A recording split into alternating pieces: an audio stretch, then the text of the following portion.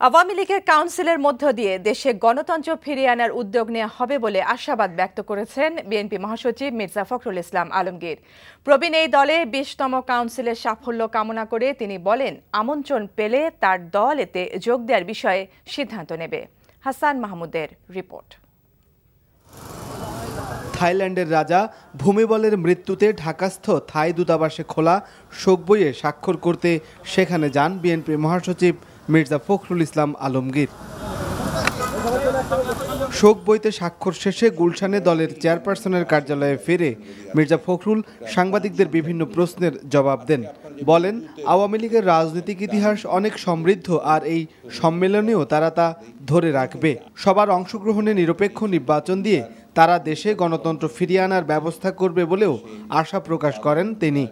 আজকে দেশে যে অবস্থা বিরাজ করছে, যে সংকট তৈরি হয়েছে, এই সংকট থেকে বেরিয়ে আসার জন্য যেহেতু আওয়ামী লীগের এখন সরকার আছে, উদ্যোগটা তাদেরই গ্রহণ করা উচিত।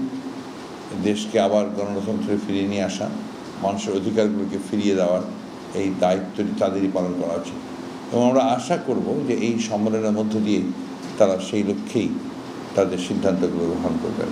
আওয়ামী লীগের কাউন্সিলে বিএনপি যাবে কিনা সাংবাদিকদের এমন প্রশ্নেরও জবাব দেন মির্জা ফখরুল। বিএনপি যদি আমন্ত্রণ পায় তাহলে বিএনপি সিদ্ধান্ত নেবে যে সে যাবে কিনা, কিন্তু এখন পর্যন্ত আমন্ত্রণ আমরা পাইনি। শুধু সভা সমিতির ব্যাপারেই নয়, সব ক্ষেত্রেই প্রায় এখন গণতন্ত্র সংকুচিত শুধু নয়, গণতন্ত্র প্রায় আপনার নির্বাসিত হয়ে গেছে। Hasan Mahmud, NTV news, Dhaka.